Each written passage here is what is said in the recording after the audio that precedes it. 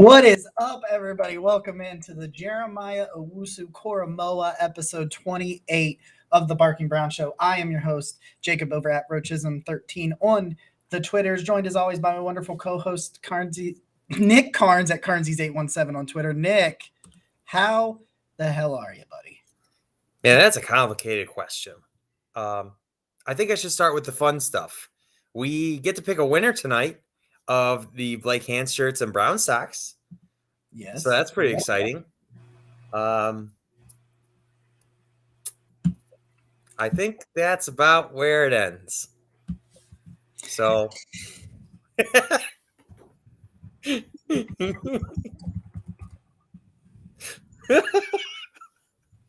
that where we're going to start? Yeah. Guys, it has been a tumult. I didn't know when my scheduling conflict arose that there was going to be a ton of drama on Saturday or on Tuesday that then boiled over into today that then became where we are right now, sitting here talking about all of this Odell Beckham drama. Guys, first, I want to say thank you to everybody that has liked the video, especially all of the Steelers fans that came back and gave us 9,500 views on last week's episode. You think you got us, but really we got you. Yeah, so it made everything so much better. You never realize how many people will. Oh man. I mean, that was the night after the Browns lost. That was quite a night. Oh boy, those people. And you know what? I didn't think about it originally, but it kind of dawned on me as it was all happening, right? Because basically it was like if you're a Pittsburgh fan, like Cleveland has been and me, namely, has been dunking on you since like last January.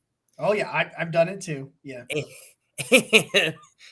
And there was a lot of pent up anger there, and I think, you know what, and just to say a couple things, I think this loss to Pittsburgh was particularly stinging to me because I think you could look at the Steelers on the field and say, and normally it's like when the Browns lose to the Steelers, you're like, well, the Steelers are a great team and they're gonna compete for the playoffs and probably gonna be like, oh, we're Super Bowl contenders or blah blah blah.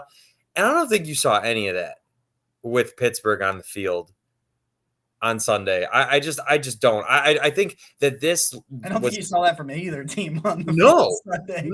No, and so that's what makes it even worse. It's like you could just tell that this Steelers team is far lower than the Steelers team we've known for a long time, and so I think that's why. Because you could see that the victory was there for the Browns, and they just obviously didn't take it, and so I think for me at least that's why it just hit so much harder.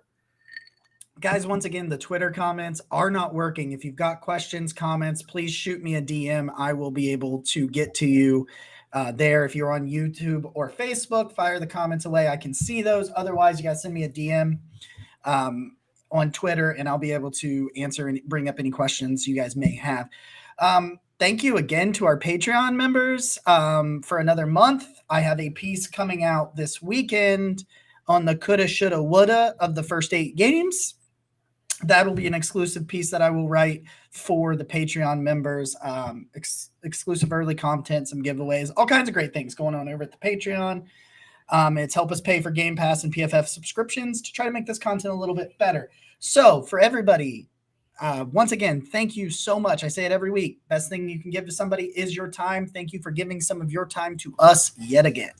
We love you very, very much. We do. We got an awesome collab coming up on the bye week that we're in the early talks for. It's going to be like an hour and a half, 2-hour extravaganza, something crazy. It's just going to be absolutely bananas with maybe some other podcasters in the realm. I don't know. Perhaps we could see. We don't know. So we're going to dive right into it, guys. Like, comment, subscribe, email, all that great stuff. Here we are. We're going to talk about the Steelers. Are we going to talk? I got this in my DMs, in my mentions all day long. Are we going to talk about OBJ? We will talk about OBJ. I think we want to move that to the back end of the show.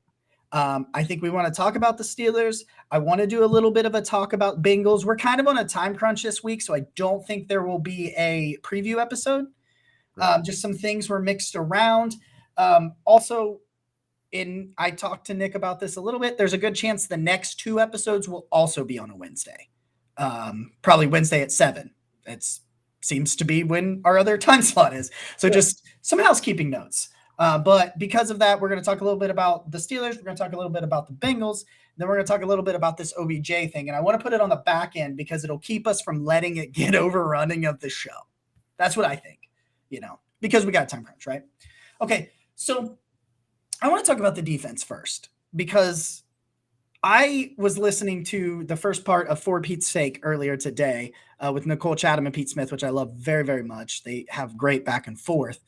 And Nicole brought up a thing that I also experienced on Twitter at halftime. I understand the defense has not been perfect.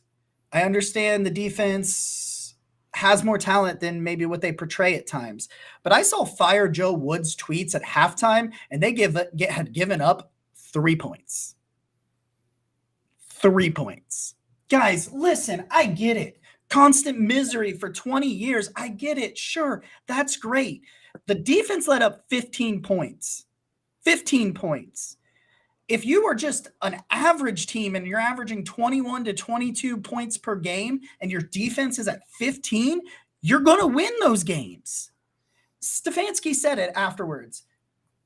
If you are playing a game in the NFL and your defense holds an opponent to 15 points, you should win the football game. So I get it. Ronnie Harrison, oh my God, Ronnie Harrison has been awful. He can't tackle. He's just jumping at the ground. Now listen, I'll defend him for the ejection against the Chiefs. But that late hit on Najee Harris was probably the stupidest thing I've seen all year, man. So, but the defense, I'll get some of Nick's thoughts here on the defense as well, but please miss me with Joe Woods sucks. Listen, I think there's a lot of things I want to see Joe Woods do better, but after a 15-point performance in the last 2 games, his offense or his defense total in 2 games has given up 29 points while your offense scored 27. Can we focus on the other one? Can we focus on the other one that's really struggling? Low point numbers for defenses are good. Please, 15 points. I know there's all kinds. I've gotten so much. And I put out something about how the Bengals struggle a little bit in pass block win rate, but the Browns are really good in pass rush win rate. And everybody goes, well, Joe Woods isn't going to do anything and he's going to blow it. If Joe Woods was going to blow it, why would they be second in pass rush win rate? Is he all of a sudden going to tell him, hey, Miles, stop leading the league in sacks? You better stop. Come on. There is plenty of valid criticisms to Joe Woods, but not after a 15-point performance. I think the only things that really stick out that bother me is I saw a stat that the Browns are 31st in the NFL in turnovers. I mean, that's awful. And I think so much of the Browns' success last year, because their defense wasn't good, was just the fact that they were able to get turnovers, and they're just not this year. And so, I mean, obviously, turnovers are a weird thing. I'm not sure that I can directly say that about Joe Woods. Yeah. But I will say, it's been just a common thing all year on 4th down and on 3rd and long. For whatever reason, the defense just and Ronnie Harrison was right there. I get that on Freiermuth. That was just a hell of a fucking catch. I don't know what you're supposed to do there. I know it was, but it's just like all year they just have given up these 4th downs that it's just like, I mean, at some point you've got to stop somebody on 4th down. I mean, eventually at some point. It's the fact of when it came more than that it came. Yeah. So I mean, that's probably my biggest gripe with the whole thing is that it just and you know what I mean, there were those stats before that, like the Browns were like this great defense on 1st and 2nd down, and then it just falls to pieces on 3rd and 4th, and I'm not really sure why that is.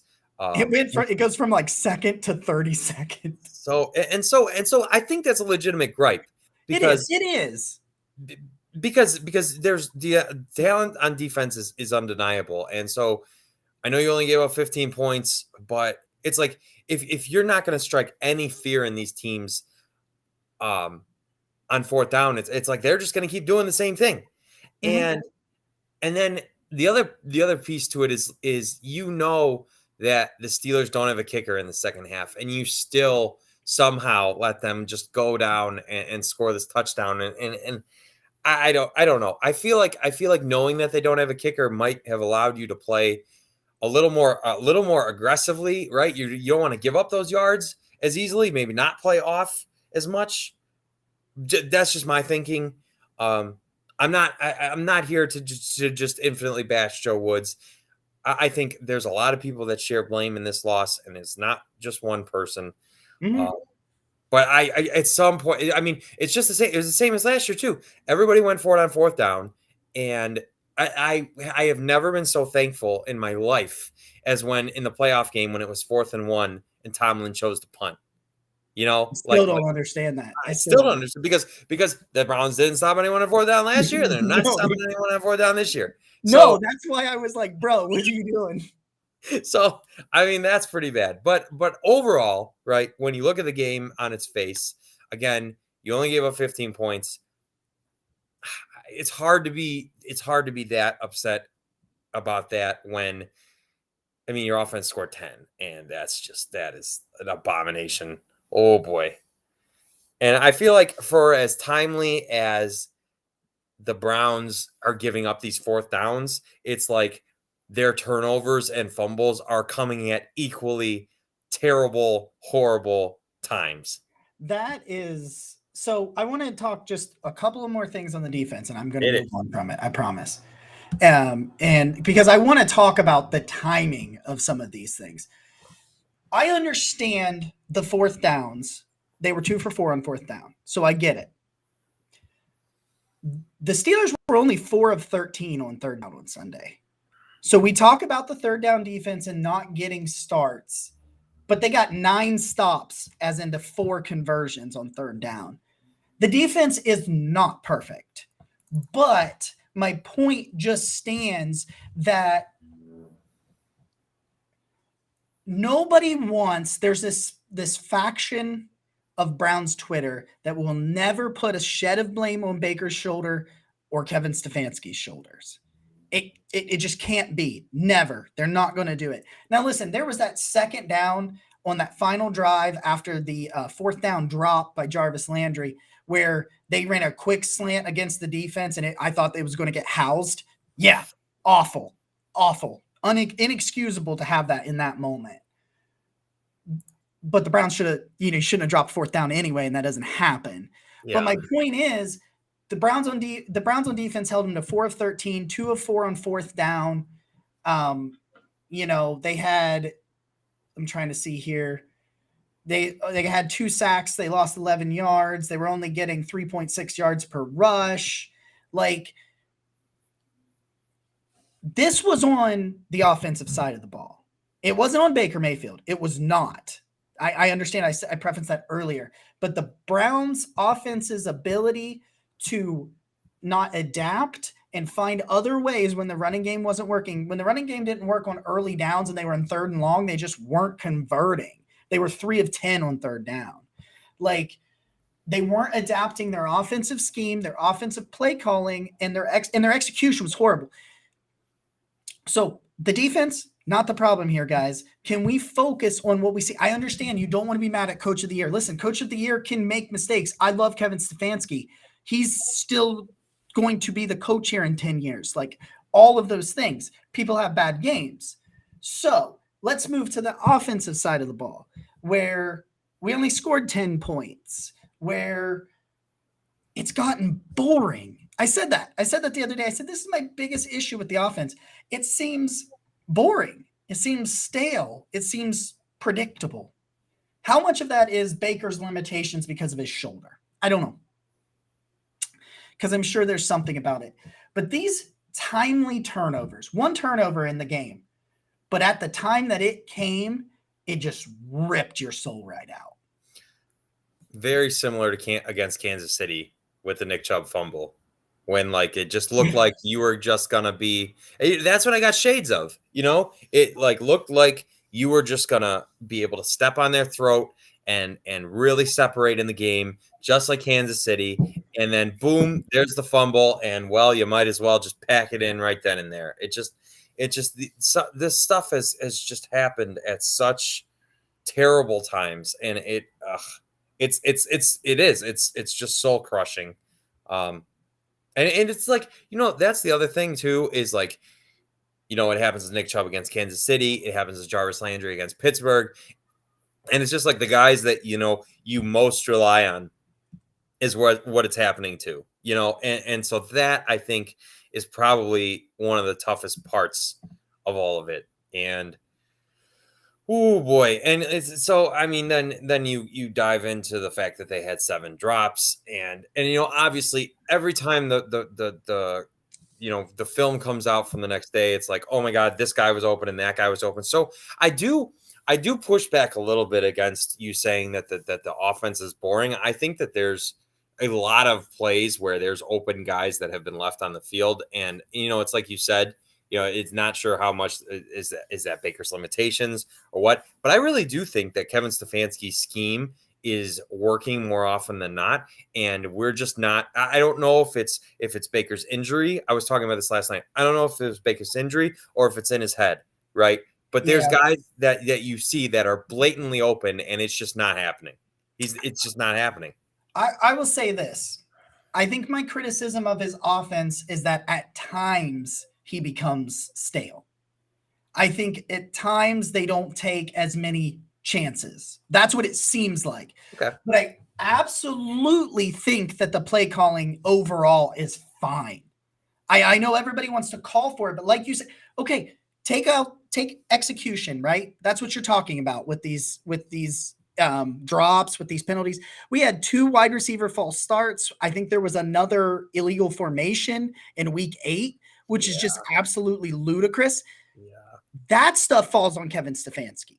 Not Agreed. on his scheme, but that falls at his hands as the head coach to solve. And I think that to me, it is not necessarily about his overall scheme. I think sometimes he doesn't make enough adjustments throughout the game. But you're right. I was a little bit, I think, misguided what I was going at right there. I think you're right in the fact that take out those 7 drops. Well, Hooper dropped a touchdown for sure. So give me 7 points, and now take out Jarvis's 4th down drop and give me a field goal there, and take away Jarvis's fumble and give me a field goal there. And the Browns, they won that would be 23-15. Yeah. Right? It's these penalties. It's the timely penalties. Like you're getting ready to go for what, a 4th down, was it, when Rashard Higgins sprinted on a false start? Maybe it was a 3rd down. Whatever it was towards the end of the game. It was a big down, and all of a sudden you lost 5 yards. Like when I've been critical of Coach Stefanski this week. And I think sometimes I get a little misguided, and I blame it a little bit on the play calling when I think it's not the play calling that I have a problem with. We said this about Minnesota. It wasn't the play calling. Baker just missed everybody. Yeah. I think it's the same here, but in this case, it was Baker. This felt like Kansas City's playoff game all over again, where Baker was the only guy on offense that played worth a damn other than his offensive line, and David Njoku, who was great again, and we're getting into that in a second. But everybody around him just let him down, just absolutely let him down. And that's a problem. The Browns are, I'm looking this up right now. So the Browns are 1, 2, 3, 4, 5, 6. So they're 7th in total penalties called against them, and they are 4th in total penalty yards, which both of which just suck. I really I just love how you tried so hard to be a little optimistic about that statement, and you just went, fuck. They suck.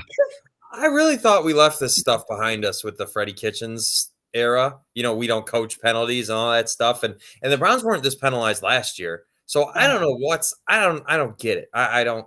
Honestly, I look back in this past week, it was only 5 penalties for 30 yards, and I thought it felt like it was way worse than that. Yeah. Like, honestly, because when I was looking at the third down numbers, I scrolled down to penalties, and the Steelers actually had more penalties. It's just that these penalties come like when they're driving. It's just like Jarvis's fumble. And I love Jarvis, so I'm not going to shit on Jarvis. I think he's fine. He had a bad game. It happens. I think he's still battling with that knee. I think he'll be there on Sunday. People wonder about with the OBJ stuff and the Jarvis stuff. I'm not worried about it in a single second with Jarvis Landry. But like it comes like you said, Jarvis Landry's fumble, Nick Chubb's fumble, those 2 games, it felt like you were on that drive that Jarvis fumbles and this past weekend, it felt like you were driving for points. It felt like you were imposing your will, kind of similar to the other 2 drives that they scored on prior to that. Yeah. It felt like you were figuring some things out and you were driving, and then right when you didn't need something shitty to happen, something shitty happened. I think just overall, I kind of have come to this conclusion now that I've calmed down. It's like, so I was talking to people about this on Monday, even though what a hellscape that was. But like, even at 4-4, it's like like what you want to accomplish and what the goals that you want are still there. Right there, baby. Yeah, and so like if you beat Cincinnati, you're still right there. Who's ahead of you right now? Who's ahead of you? Yeah, Cincinnati and Baltimore, and so you're still right there. And you know what? We're gonna see a very different. I mean, I know this is a topic that a little fast forward. We're gonna see a very different Baker and offense, and who knows what's gonna happen with that. But I think just my overall stance on where the Browns are right now is that 4-4 on its face isn't disaster because your goals are still right there. But when you consider the fact that last year the Browns were 11-5, you had an entire year of continuity, right? You have the reigning coach of the year. You had a camp this year, right? And you added so much talent. Like if before the year I told you, if I said this to you, that Jadeveon Clowney would be an amazing signing, Greedy Williams would come. Nobody's expected anything out of Greedy Williams. He's been just fine, right? Fine. Just even better. I would say he's been good. I would say Greedy Williams has been good. Yeah, I think so. And then you say your first round, Greg Newsome is good. Oh, I want to talk. You finish your thought because I want to talk about Greg Newsome. Okay, that's good with me. So just based on it, and I know JOK's hurt, but even he's been damn good. Very good. Yes. If I told you those things before the season, you would have said the Browns have a top 10 defense. And I mean, I said that on the show. Yeah. And there's some stats that back that up. But based on what you knew coming into the year about the Browns offense, if you combine that with the defense, you should say, I mean, they should be starting 6-2, 7-1. I was going to say 6-2. Yeah. So when you look at it that way, I think 4-4 is tremendously just underperforming for everything that they did. And I know you talked to some people about this, saying they're the biggest disappointment in the NFL. And honestly, although I won't go that far, I know why you're going that. Like the people that have said it, I know why. Yeah, I didn't say that. Just No, Nick did not say that, but he had other people saying that to him. Yeah. And I agree with Nick that the Dolphins going from 10 wins to maybe 1 or 2 this year is pretty big. I did not. Did I not pick them to make the playoffs? I think. Yeah. Pretty sure I picked them to make the playoffs when we did our Nostradamus episode. Wow. I've realized that I made 3 really bad takes in the off season. The OBJ revenge tour, the Dolphins making the playoffs. Now I'm trying to remember what the other one was. I can't remember for the life of me what the other one was, but there was another one that I made that was just, it was just poor. Those ones were some poor. That Baker would be a top 10 quarterback all year because right now he's not. Yeah, those were some bad takes on my part. I had data to back it up. Yeah. I'm still pounding the table for DPJ because he's wide receiver 1. Yeah, no, agreed. Hey, we got some comments from the YouTube and from Facebook. Once again, if you're on Twitter, send me a DM. The Twitter comments are still not working. I'm going to slide back. Mitch is boiling over the OBJ situation. Mitch, we will talk about that soon, I promise. Ed wants us to know that his dad from Pittsburgh is a bastard. We're not going to talk about that. Will Lewis comments that coach offensive play calling seems to have become stale and generic, which is so out of character for play. Yeah, that's my biggest thing for me. He says it's so out of character. That's my biggest thing on why I still have faith that this offense gets better, is because it's not what I saw last year. It just straight up isn't. And I get Baker's limitations with the injury. The Nick Chubb fumble against Kansas City and the Jarvis fumble last week hurts. It's the most Browns-like timing in the games too. Yeah, no, that's probably kind of the point we were getting at. Why is David Njoku not involved more? Because they don't want to win more football games. I would say that's accurate. That play of him being wide open down the field it hurts, because man, he should be. And you could say, well, in that particular, are you talking about the one that went to Jarvis? I'm not sure if it went to Jarvis. David was open on the left side of the field. He was streaking down. I think he was just running. Baker was booting to the left, and yeah. I know what it is. Yeah. I'm not sure Baker right now hurt can make that throw, which it sucks. Yeah, that's the reality of it. It sucks. Yeah. Ed said that Kevin Stefanski win is Pat Shurmur on Halloween. Oh, Ed, come on. Little known fact. Pat Shurmur is my least favorite Browns head coach ever. I hate him more than Hugh Jackson. I hate him. I hate him. I knew this. I think Ed knew this too, and that's why he said that. Browns should know better on Halloween that you can't assume you killed Big Ben Michael Myers. Oh, that cape, man. Come on, Miles. I know you're amazing and doing all this amazing stuff, but God, that's I loved it. I absolutely loved it. My buddy, Mr. Jiggles, my good friend Joe, that's his name, over at Mr. Jiggles, he let me know that I'll need a dinosaur tranquilizer if OBJ goes to Baltimore or Pittsburgh. That's actually part of what I'm going to talk about when we talk about that, because that's what happened. But first, I owe my friend Josh a shout out. I made a bet last week. It was a stupid bet. Did I lose the bet? I did. Did I pay up? Yes. Did I beg to change the punishment less than 48 hours later? Also, yes. So my friend Josh, he's a Broncos fan. His name is Josh McGowan. He is on Twitter at Pickleous Cage. In his profile picture is a pickle with Nicolas Cage's face on it, and it is phenomenal. We are now getting comments on YouTube from cam girls. That is, we are being spammed in the YouTube comments. We made it. Is this us? We have made it, everybody. We have fucking made it. All right. That made my day infinitely better.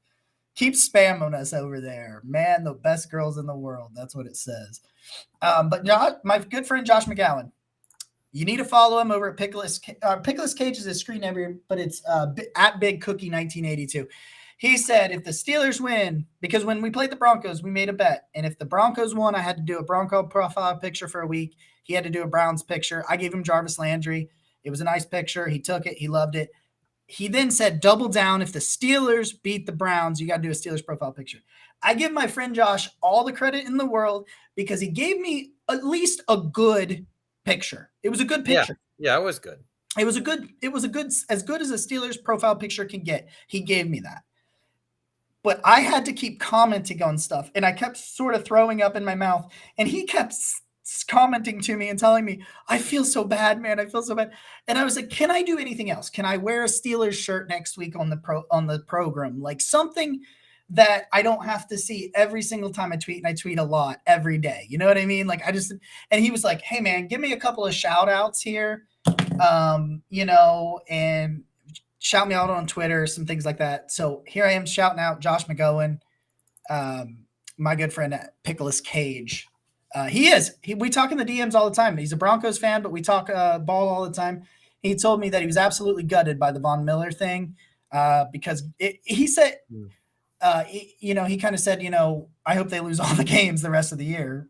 He was that kind of upset about it. You know what that reminds me of? Just a random thought. Remember when Peyton Manning was a Bronco and there was a lot of that, like the Browns should trade Joe Thomas to Denver? You know what's crazy? Nicole Chatham on For Pete's Sake made that exact same comparison today. Really? Yes. Wow. Hey, me and Nicole. Yeah, she said, she goes, I remember what it felt like thinking that we might trade him. She said, I remember feeling that, what it felt like. Mm-hmm. And she goes, and I can only imagine, because her husband is a Broncos fan. Oh. And she said she got to see it when he got traded. And she said, he knew he was probably not staying here after this year, things like that. But it was, she said it was absolutely, she could see the look on his eyes. It was that same thing. At the time, I was all on board. I was like, the Browns need this extra first round pick and all that stuff. But looking back on it retrospectively now, and just the way Joe Thomas was like always a Brown and like still represents the Browns, I'm glad they didn't trade him. I'm glad that Joe Thomas was just always a Brown. I hope the same thing happens with guys like Myles Garrett and David Njoku, and I don't know what's going to happen with Denzel Ward. That's a conundrum, but at least there's guys now that like you can see taking up that mantle. Joel Bitonio would be great. I'd make that man a career Brown. I know what's going on like an offshoot right now, but trying to think about the good stuff, because man, this has been it's been a tough week, man. Checking the DMs, making sure nobody's sending us any questions. It's been a tough week. Just like a conclusion from me on the Steelers, it's, my mouth wrote a bunch of checks that my football team did not cash, and it was just. And I am small fish compared to you, but my God, did I get some stuff? And I even said it. Let me have it. I ran my mouth for the last 9 months, 8 months, whatever it was from January. And I ran my mouth, and here we are in a situation where our football team didn't cash the checks that we wrote, and let me have it. Keep letting me have it. Yeah, I'm still getting it. It's bad. I don't like this comment here. Which one? I haven't seen it. I don't like this. I don't like it. Yeah. Oh. My friend Isaac and I used to have a podcast. Nick was our first ever guest. I'm depressed. Isaac is watching today because I went to his office today at work and said, listen, I don't want a single damn I told you so. I don't want a single damn I told you so. I did. Because he's a Giants fan and he dealt with the OBJ thing. He said, remember when all three of us were recording a podcast last year at about this time, we were talking about OBJ. It was in the off season. It was probably about 8 months ago, if we're being honest. And so it's funny that he brings it up. And I said, I don't want a single damn, I guess this is where we're going. We're going to talk about OBJ. Yeah, let's do it. This is what our show is. If you guys are tuning in for the first time, it's a conversation between two friends talking about football. We bounce back and forth. I want to say that. Oh, Greg Newsome, real quick. Greg Newsome is really Greg. good.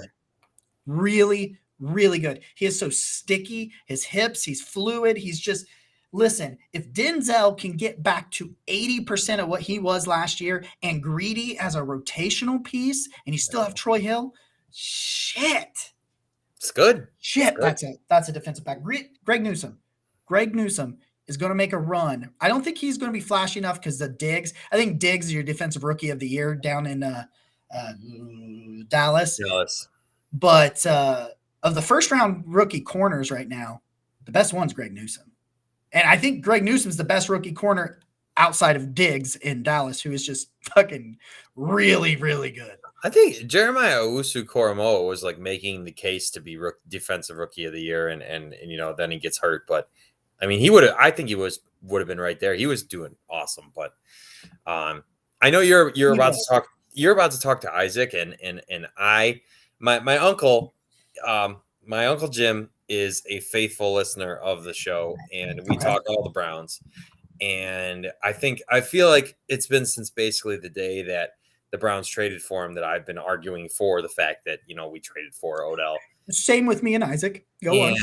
And it's like, I don't know, we've had a million conversations about it. And then, on top of me and you defending him and us having all these conversations on podcasts, like the sheer hours I have spent defending Odell Beckham on Twitter, despite the fact that everyone thinks I hate him today. Because, okay, so for those who don't know, I tweeted that, just a reminder, the best season the Browns have had in decades came without Odell Beckham. Which is a fact, right? He didn't play. That everybody else told us all offseason. And so now I tweeted, and I hate Odell Beckham. Apparently, right? I'm getting attacked from all sides. You can point out the fact that the Browns have been successful without Odell Beckham because that's the new reality they're in. There is no more Odell Beckham right now. Okay, you can point it out and not hate the guy. Okay, but just to finish my thought, Uncle Jim. I don't know. You were right. You didn't want to trade for the guy. We lost. We lost good old Kevin Zeitler and Jabril Peppers and this first round pick, and everything is sad. So there's your victory. I know you're gonna watch and you're probably laughing a little, and you deserve it, as everyone else has laughed at me for defending Odell. So now I got to do it? There it is. All right, so I've got to do it. I walked into Isaac's office. Well, I texted him yesterday, and then I doubled down on it today, and I said, I don't want to hear a damn, because I came in a little bit late, later in the day yesterday because I worked the OU football game last night, so I didn't go into work till noon. And when all this stuff was breaking, I knew Isaac was at work. I knew he was far too busy to have known what happened, and I said, I don't want to hear a damn I told you so. And he goes, what? And I said, just Google Odell. I'm sure it'll come up. Yeah. And I knew for a fact that he didn't Google it, that he just sent back, ha, ha, ha, ha, ha. And I knew that for a fact. So I walked into his office today and I said, you didn't even fucking Google anything. You just laughed, didn't you? And he goes, yup. And he was like, yeah, that's 100% what happened. And I was like, oh my God. And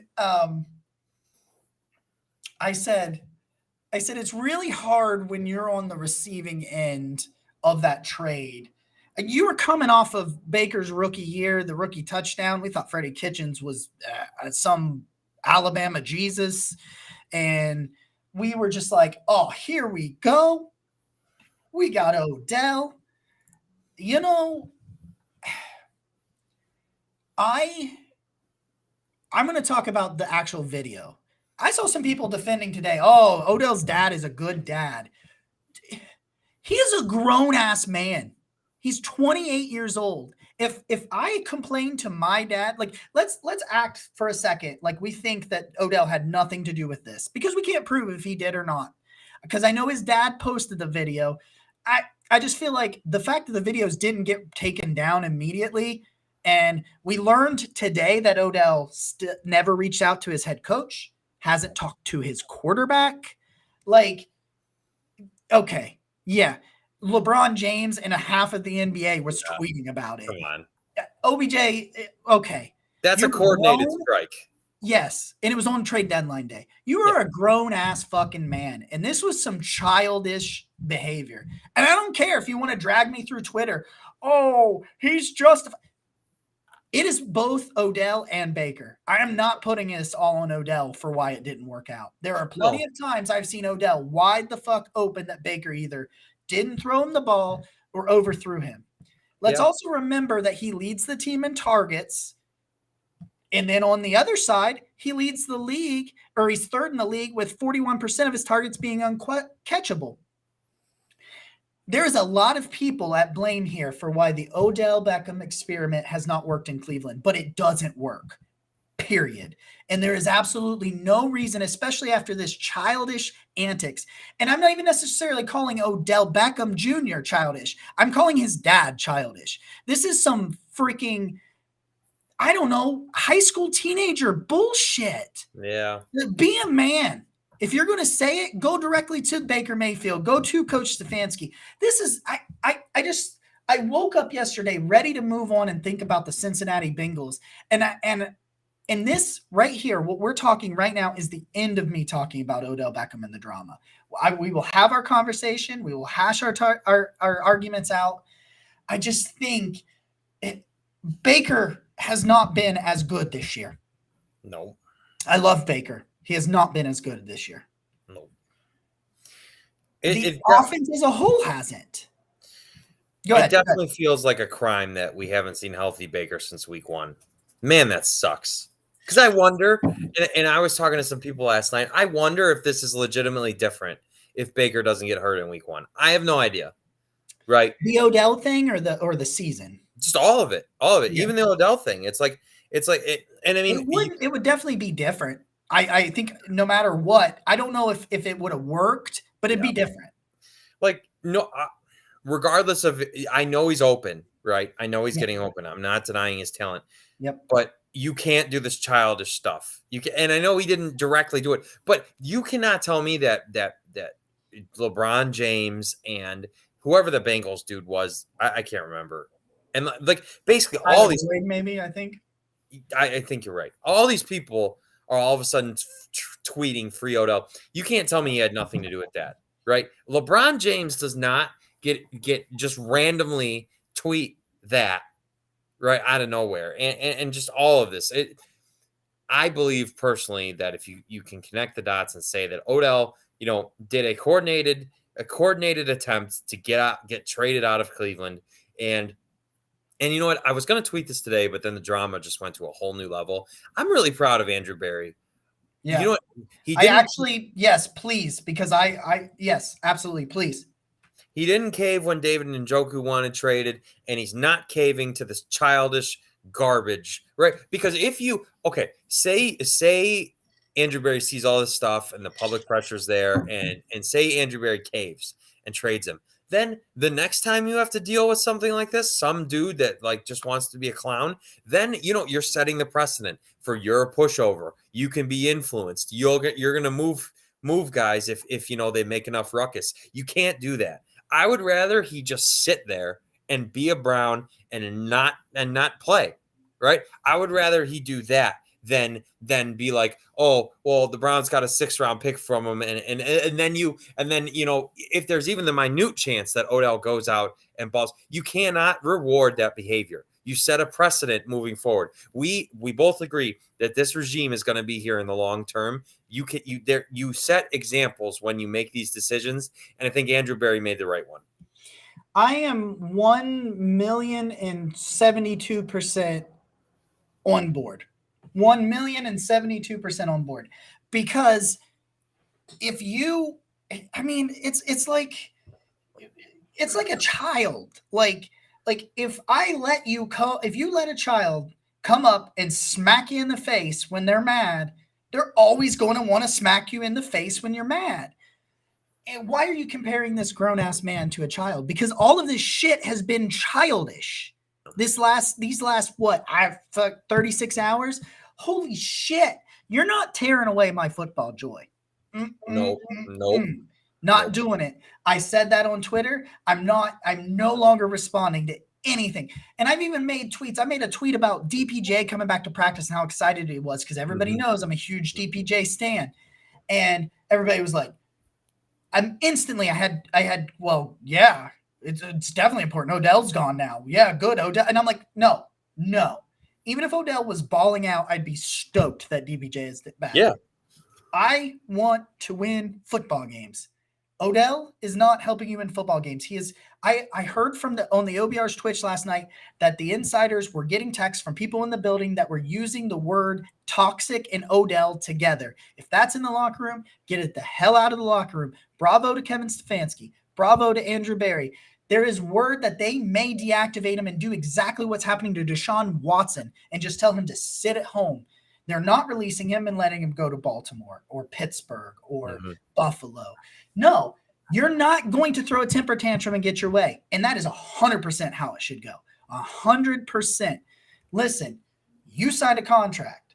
I understand it was with another team, but you were here. If you wanted out, you should have done it in a professional way. We see people request trades and get traded all the time. And maybe he did behind the scenes. Maybe he did. I don't know. But your response is not to go out here and act like, and Isaac said, be careful, he might kick your kicking net on the sideline. He's not going to be in Cleveland anymore to be able to do that. Won't be there. But like, it's stupid. And you're not winning here. I'm not giving you your way. I think it's just asinine to give somebody who acted like that their way. I think he could have, the narrative could have been that like Odell was getting open and, Baker wasn't throwing him the ball and, free Odell and all this other stuff. And now it's just, Odell's just has completely botched this whole thing. Right. And so now, you're just going to, I don't know. I don't know how long the Browns are going to do this or whatever, but I think Stefanski handled it well. I think Andrew Berry handled it well. And so you remove it, and now, oh God, NCC. The delicious part is if the Browns find a way to beat the Bengals, and if they find a way to get things on track, then Odell looks like the villain. I mean, and you've done that to yourself, at that point. The thing that blows me away is Jason LaCanfora literally today said that they're willing to burn a 53-man roster slot to make him inactive indefinitely, and we've never seen this before. It's happening in Houston right fucking now. And I get it. He has legal troubles. Completely different situation. But they haven't suspended him. They haven't cut him. They haven't traded him. They're just burning a 53-man roster so that he can't go somewhere else without their control. Carson Palmer, the same thing happened in Cincy. He was going to fucking stay, and they ended up caving and trading him because Mike Brown wanted the picks, and he doesn't like to fucking pay anybody. Don't act like this is some astronomical. You're trying to make this be the same old Browns. That's what's trying to happen. Oh, they want it to be. This story was a same old Browns story, but it did not come from the organization. It came from a player, and the organization quickly moved and executed to squash it. The same old Browns, he would have been at practice day given a press conference. Or he would have been traded. I think the same old Browns just trade him. They probably would panic and waive him because they probably wouldn't be able to get anything for him. This was a same old Browns story, but this regime did not handle it like the same old Browns.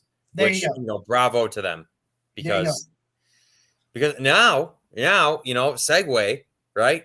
Segue. You got an opportunity to beat the Bengals, and baby, wait, hold on, Nick. Okay, hit me. Twitter told me after we lost to the Steelers that the season's over. We're not going to win another football game. That's what I heard. Come on.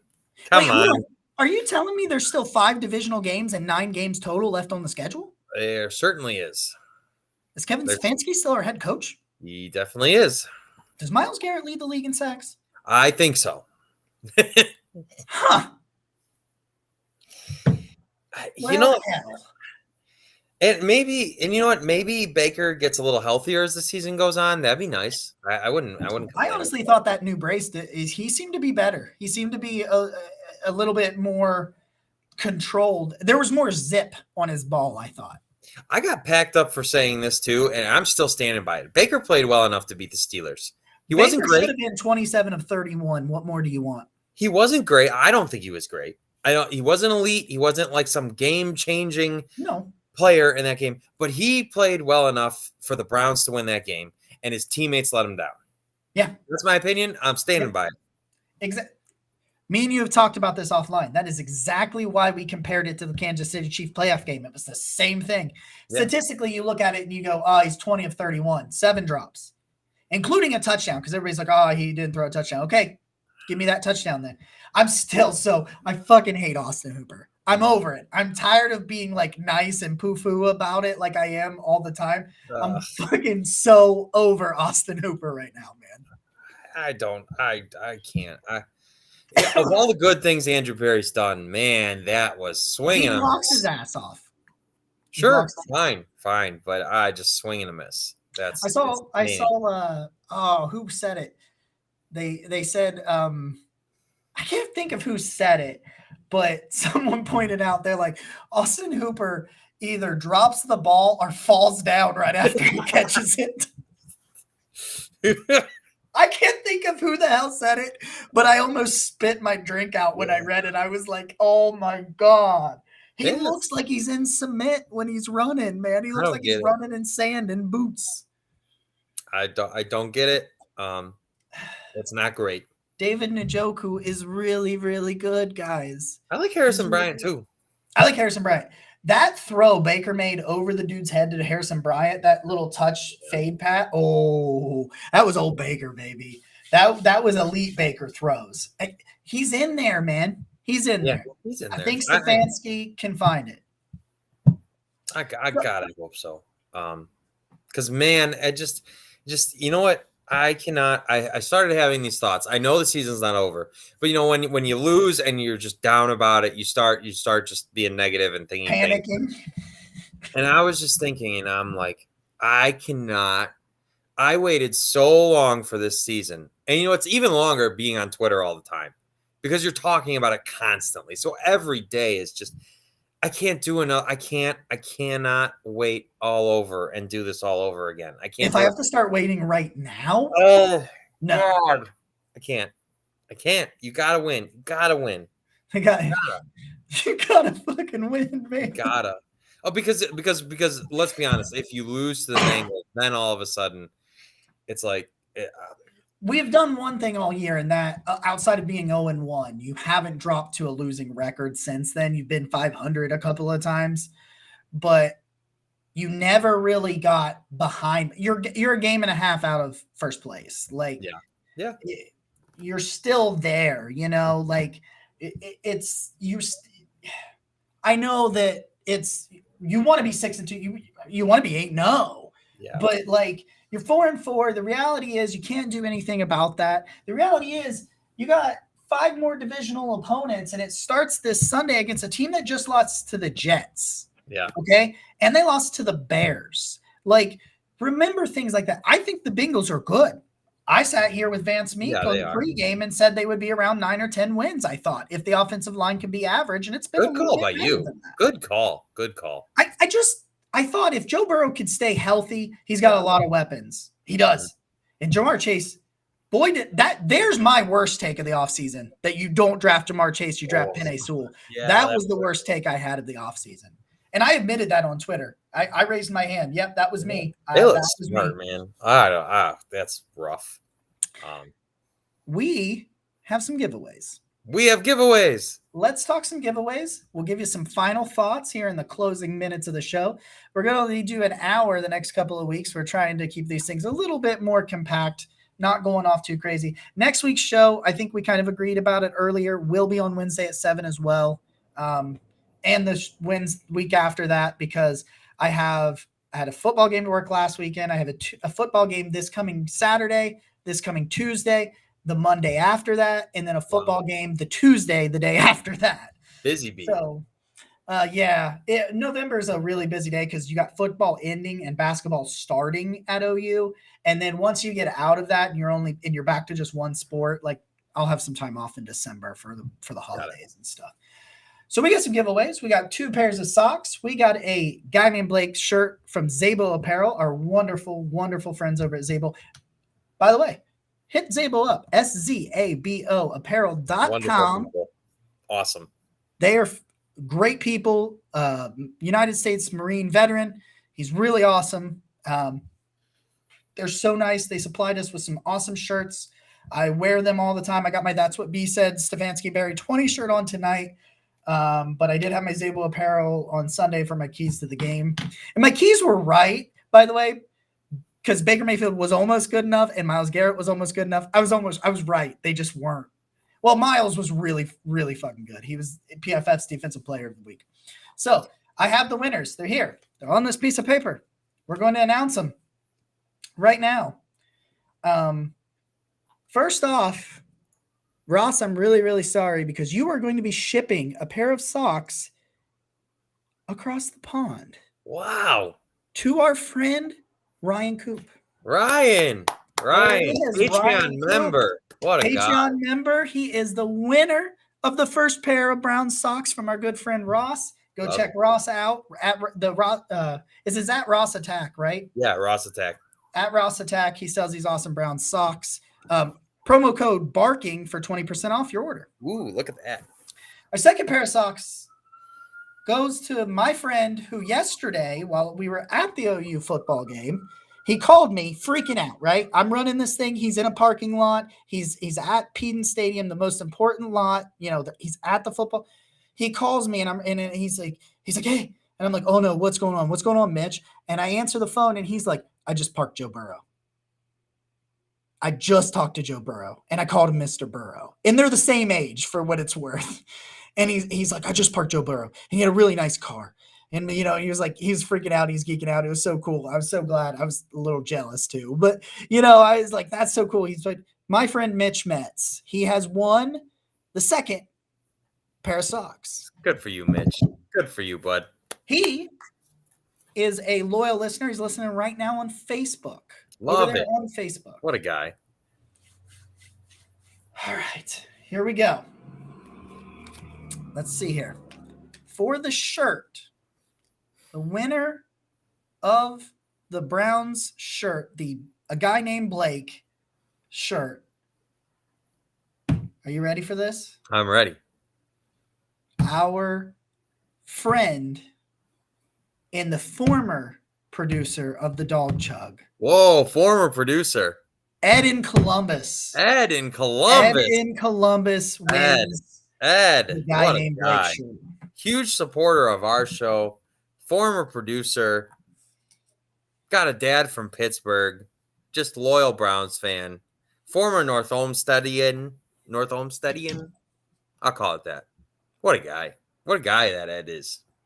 He is. Congratulations. I was kind of happy that he won just solely so that it would fix the fact that he got fired from the Dog Chug by Ross. How fucked up is that? It would have been even funnier if he had won the drawing for the socks because they're from Ross. It's kind of is Ed going to be part of our little future? Maybe that Ed guy. Yeah, that's very early on in planning, but yes, in the conversations that I had, me and Nick had conversations. I went to our good friend Andy, maybe his name's Andy, and I pitched the idea to him. He said, absolutely love it. Roger said he absolutely loves it. We got to talk to Ed, the two producers of the show, Ed and Ross. Our plan is, guys, we're going to do an extravaganza with the Dog Chug podcast. They will be on after us tonight at 10 p.m. At 10. On Andy Mansion's Catalina wine mixer. Yeah. Yeah. It's hard to spell, I think. Andy Mansion, look him up. Our friend Andy Mansion. You can find it on Roger too, at Roger First and Roger First and Cuyahoga Halls. That's way easier. No offense, Andy. Yeah, Roger First. Yeah. 10 p.m. the Dog Chug on the bye week. So it won't be the week after. It won't be week 3, the week that they aren't playing. It won't be week 13 when they aren't playing, because we'll be talking about the Baltimore Ravens game the week before. But week 14, following the bye week, we're going to slam it together, and I don't know if we're all going to be on the screen at the same time, but all 6 of us are going to do an extravaganza, and we're just going to have fun, play games, talk Browns, and look forward to the back end of the season. It's Catalina Manch Mixer. So CATALNAMANCHMXR. Just want to get that right because great Andy Mansion. What a guy. But yeah, so no, that's and you know what I want to say too.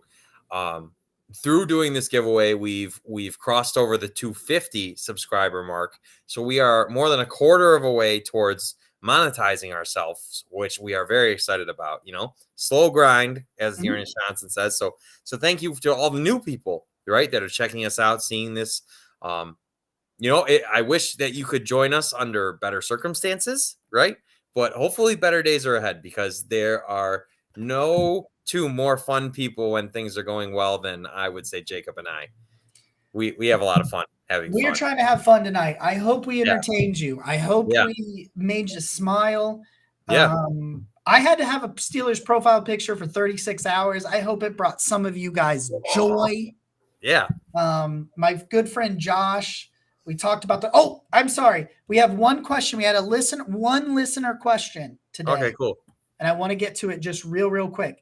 Who is to blame for the defensive inconsistency? Is it Woods and the scheme, or is it Walker calling bad plays? John Johnson has the green dot now, or is it simply young players making bad reads? I think it's all of it. I think sometimes his schemes is off. Sometimes the players aren't doing the right thing and there's miscommunication. I think it all boils down to not everybody in the right place at the right time. Sometimes that's the coaching's fault and sometimes it's the player's fault. This defense is really, really good and there's still 9 games to go. And they've had 3 games of 15 points or less. 4 games of 15 points or less. I forgot about the Bears. Yeah. So think about that. Half of the Browns games, that defense was really good points-wise. Yeah. That is my final thoughts on tonight. Nick, yours. My final thought is that as an official new month of November, we are doing another shirt giveaway from Zabo Apparel to our Patreon members. So if you had not considered becoming a patron, it's just $5 a month, right? And you have the chance to win a fancy schmancy shirt from Zabo, which I mean is worth like 4 months of your Patreon or more than 4 months after you can shipping and all that. So yeah, you got a good chance of winning. It's cheap to join, and we do all kinds of even more stuff than that. We got exclusive group chats and all kinds of fun stuff. Jacob does all kinds of cool pieces. At some point, I'm probably going to get back to giving you quotes and stuff from that because there's some delicious, been some brutal weeks, man. Yeah, and you know what, and especially just after all of this stuff, it's just been like nonstop. Like, you know, sometimes you just got to take a break from this stuff, you know, because the negativity swarm is just they just wait. I feel like they just wait and they just like swoop into anyone that wants to have fun or be excited about the Browns. So it's tough. Feels like it. Yeah, it does feel like it. So you know, and so yeah, I just want to say that I'm not positive of when Jacob and I are doing that next shirt giveaway, but we will do it. So if you have back into the month, yeah. So you got a month. It's just $5, and it will be the good $5 that you've spent. I promise you that. Thank you again for giving some of your time to us this week. Yeah. You know, because this is, you know what. As the Browns have lost, I've discovered that this is really my therapy, you know, really talking. Buddy, I laughed tonight. Yeah. We had a good time. I yelled. I still think the Browns can beat the Bengals. If they beat the Bengals, my victory lap will know no bounds. Oh, boy. No bounds. We're coming for blood. No bounds. I love it. Oh, please. All right. So this has been the Jeremiah Owusu Koromoa episode of the Barking Brown Show. Man, I miss him. Hopefully he's back soon. I'm Nick. He's Jacob. You guys are awesome. Go Browns. Go Browns, baby.